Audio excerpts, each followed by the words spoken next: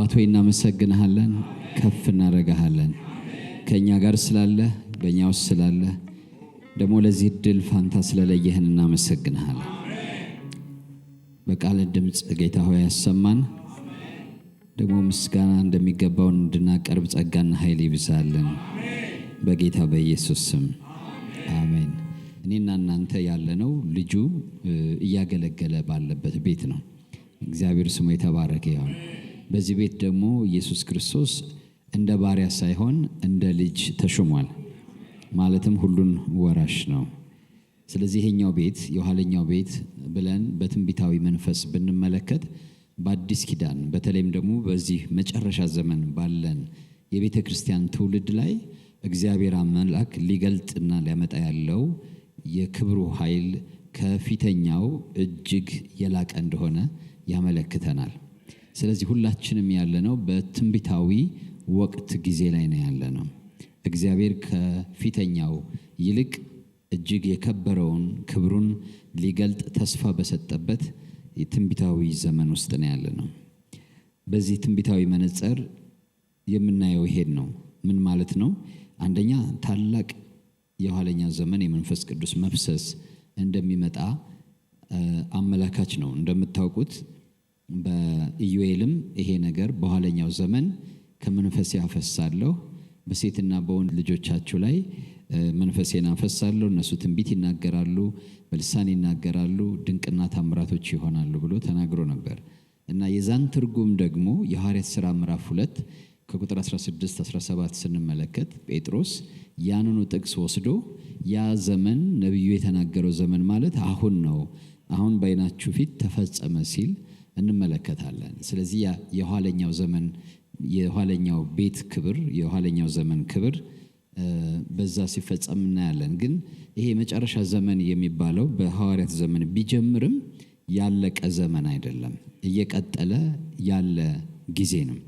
ጌታ ይመስገን፣ ክብር ለጌታ ይሁን። ስለዚህ ይሄን እንግዲህ እግዚአብሔር የኋለኛው ቤት ክብር ይበልጣል ሲል ምን እያለን ነው? የማመጣው ክብር ስንል የተነጋገርነው አለ። ያ ነገር በበለጠ መልኩ ይመጣል። አሁን እንዳልኩት አጥፍተናል፣ አዎ፣ አበላሽተናል፣ አዎ፣ አቢዩዝ አድርገናል፣ ሚስዩዝ አድርገናል፣ ፌክ አድርገናል። ይሄ ሁሉ ነገር ሆኗል። በእውነተኛው የእግዚአብሔር ጸጋ ስጦታ ላይ ብዙ በደሎችን ፈጽመናል። ግን ብዙ በደሎች ስለተፈጸሙ በሐዋርያት ዘመንም ሐሰተኛ ሐዋርያቶች ነበሩ፣ በነቢያት ዘመንም ሐሰተኛ ነቢያቶች ነበሩ።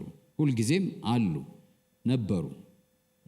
የፍጥረት ናፍቆት የእግዚአብሔር ልጆች መገለጥ ይጠባበቃል ስንል ምንድን ነው የሚጠባበቀው? በእውነት የእግዚአብሔር ባህሪ ያላቸው በመንፈስ የሚመላለሱ መለኮታዊውን ክብር የሚገልጡ ያስፈልጋሉ።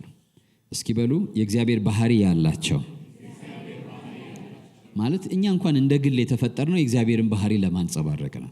ግን ከሰው መካከል ደግሞ ተለይተን መልእክተኛ ሆነን የምንሄድ ከሆነ የማን ባህሪ የበለጠ መንጸባረቅ አለበት? የእግዚአብሔር ባህሪ። በዛ ባህሪ ነው ሰውን አርነት የምናወጣው። አለዛ ግን በከንቱ አርነት ትወጣላችሁ እያሉ ብሎ የሚናገረው ይደርስብናል። ስለዚህ በዚህ የመጨረሻ ዘመን የሚያስፈልጉ እነማን ናቸው ቢባል የእግዚአብሔር ባህሪ ያላቸው ናቸው።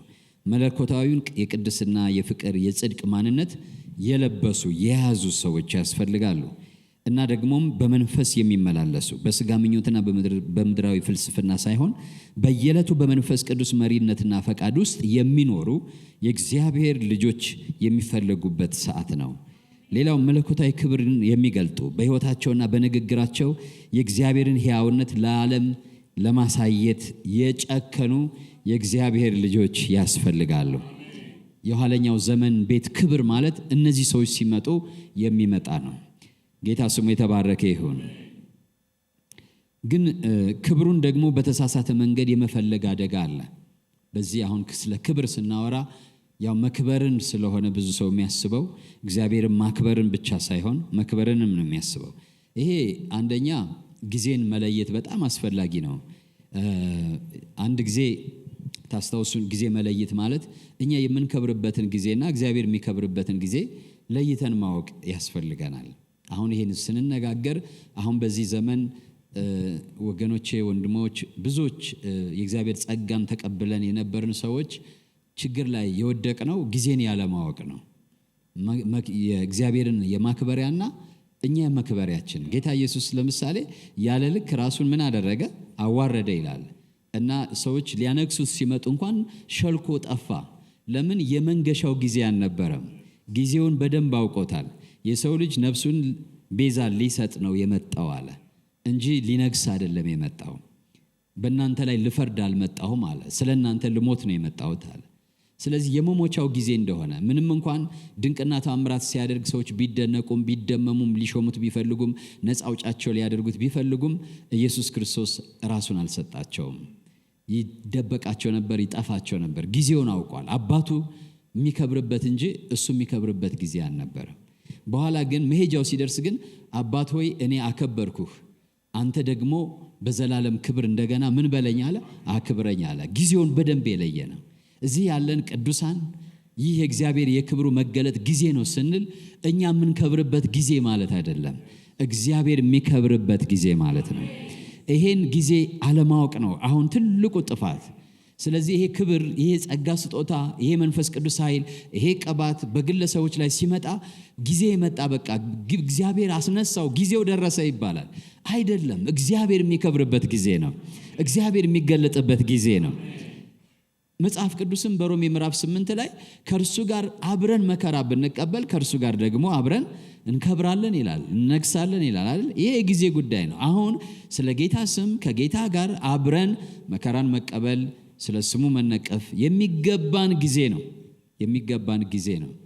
እና አንድ ሰውዬ ታስታውሳላችሁ፣ አንድ ሰውዬ ጊያዝ የሚባል ከነማን ኋላ ተከትሎ ሄደ። ነማን ብዙ ስጦታ ይዞ መጣ። የዚህ ፈተና ነው አሁን ያለብን። በነገራችን ላይ ድንቅና ተአምር ሲሆን ይዞት የማይመጣው ነገር የለም።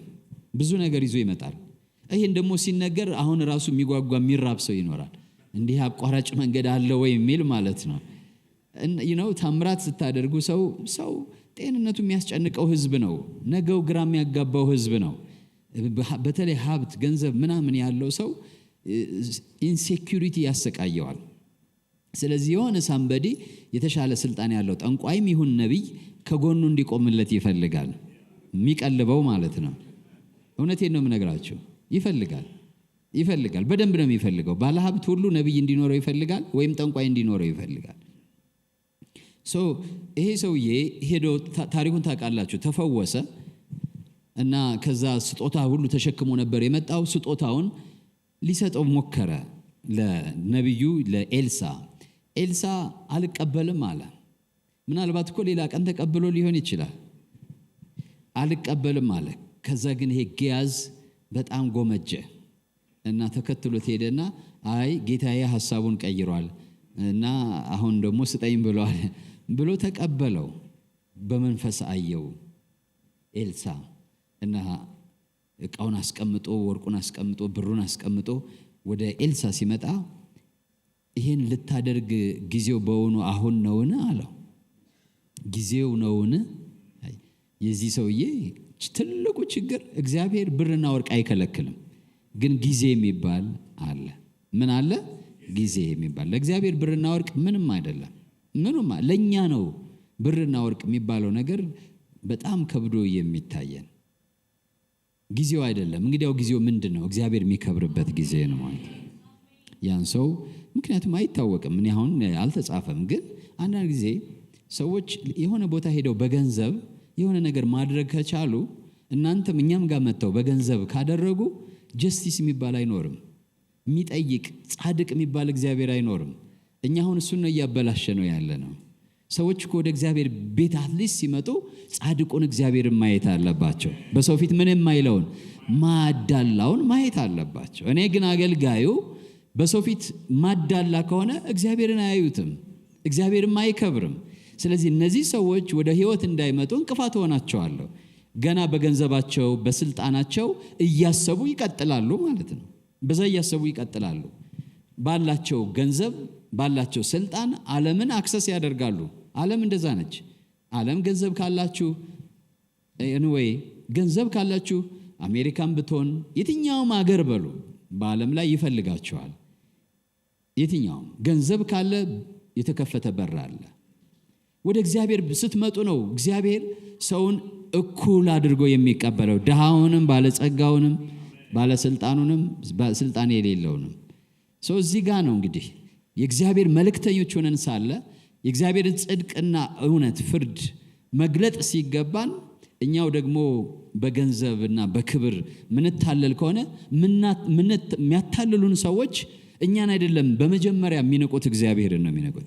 የእግዚአብሔርን ቤት ይንቃሉ፣ የእግዚአብሔርን ሰው ቀጥሎ ይንቃሉ፣ እግዚአብሔርን ይንቃሉ። እና ባለጸጎች ባለሀብቶች ቸርች ሲመጡ አይታቸው ከሆነ ቸርቹ ምንም አይደለም ለነሱ። ለምን ብትሉ አገልጋዩ እንደዛ ሳይቷቸዋል፣ አሽከራቸው ሆኖ ማለት ነው። ሲጎመጃ አይተውታል። ገንዘብ እግዚአብሔር ይፈትናቸዋል። እና ለዚህ ተዘጋጁ በጌታ በኢየሱስ ስም። ክብሩን በተሳሳተ መንገድ መፈለግ የለብንም። ክብሩን እግዚአብሔርን ለማክበር መሆን አለበት። እና በተሳሳተ መንገድ መፈለግ ስንል የመጀመሪያው ከራሱ ከእግዚአብሔር ይልቅ ልምምዶችን ብቻ መፈለግ ማለት እግዚአብሔር ራሱን ነው እንድንፈልገው የሚፈልገው። ስጦታውን እንፈልጋለን፣ ግን ስጦታውን ስንፈልግ ከእግዚአብሔር ማስበለጥ የለብንም። ስለዚህ ውጫዊ መገለጦችን፣ ስሜታዊ መነቃቃቶችን፣ ከተፈጥሮ በላይ የሆኑ ክስተቶችን ብቻ መፈለግ ከእግዚአብሔር ውጭ እሱ ለአደጋ ይዳረጋል። ሁለተኛው ትዕቢት ነው። የእግዚአብሔር ቅዱስ ክብር በትዕቢተኛ ልብ ላይ ሊያርፍ አይችልም። ስለዚህ እግዚአብሔር ክብሩን ለሌላ አሳልፎ የማይሰጥ አምላክ ስለሆነ ጥንቃቄ ማድረግ ያስፈልጋል። ትዕቢት ሲጀምረን ውድቀት ይከተለናል እና ቅዱሳን በጣም መጠንቀቅ የሚኖርብን ይሄ በተለይ ማኒፌስቴሽን የሚባለው ብዙ ሰው የሚፈልገው እግዚአብሔር እንዲከብር ብቻ አይመስለኝም። በባህሪው የተሰወረን ስትገልጡ ከዛ ደግሞ ድንቅና ታምራት በአይን የሚታይ ስታደርጉ ትከበራላችሁ፣ ትፈለጋላችሁ፣ ትወደዳላችሁ።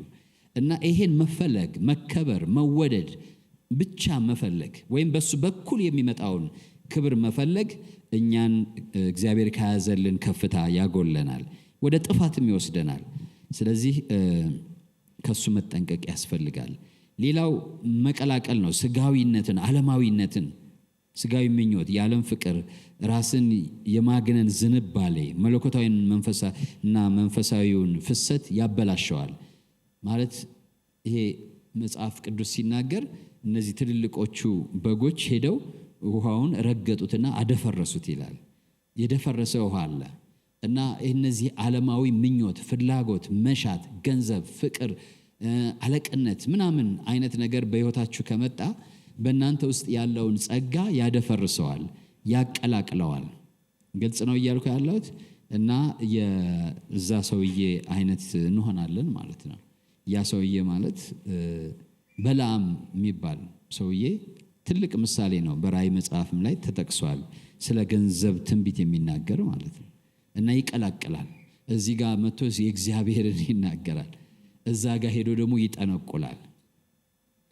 በዚህ መጨረሻ ዘመን እግዚአብሔር አምላክ የመጨረሻው ቤት ክብር ከመጀመሪያው ይበልጣል ሲል ልክ በዛው አንጻር የሚፈልጋቸው ሰዎች አሉ። ክብሩን በዚህ ሁኔታ የሚረዱ የሚሸከሙ ሴትና ወንድ ልጆቹን ማስነሳት ይፈልጋል። ተነስተን እንጸልያለን። ሃሌሉያ።